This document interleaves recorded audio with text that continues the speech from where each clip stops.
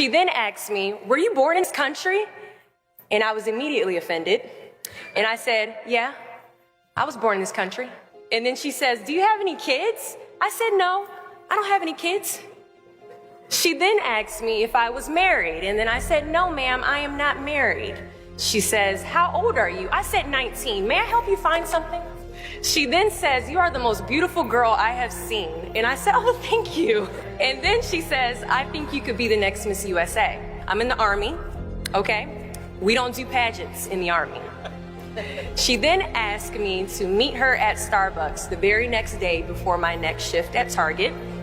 And apparently I was a pretty open-minded 19-year-old because I actually agreed to meet her the very next day. The next day she brought this foot-tall stack of pageant books and proceeds to convince me to enter into a state pageant. So 3 months later, I compete in my first pageant and I lose. I go back the second year, compete in the state pageant. I lose. Go back the third year, compete in the state pageant and lose. Go back the fourth year, compete in the same pageant and lose. I go back the fifth year, y'all. Compete in the state pageant and lose. But guess what? I go back the sixth year. Guess what happens? I lose.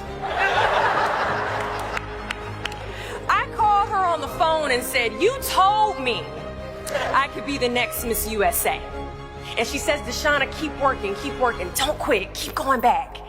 And in June of 2015, she passes away from leukemia. 6 months later, in December 2015, I win Miss District of Columbia, USA. And 6 months after that, in June of 2016, I become the first soldier to win Miss USA. At times, our purpose drops in our laps as if the heavens threw it by accident. I ask only one thing of you all today after you leave this building. Do not fear failure, but please be terrified of regret. Giving up is the birth of regret.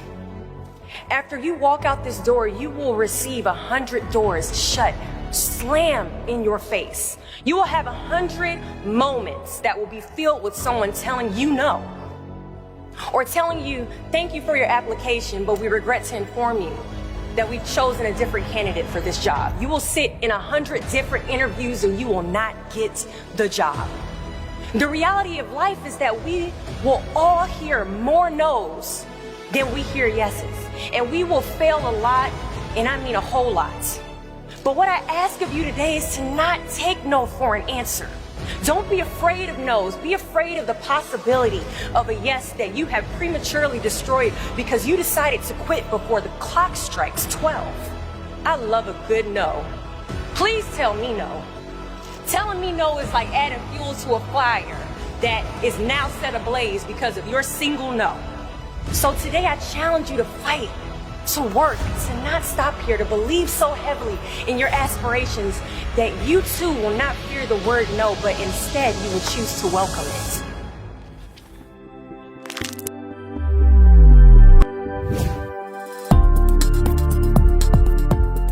Just try it once and feel the difference.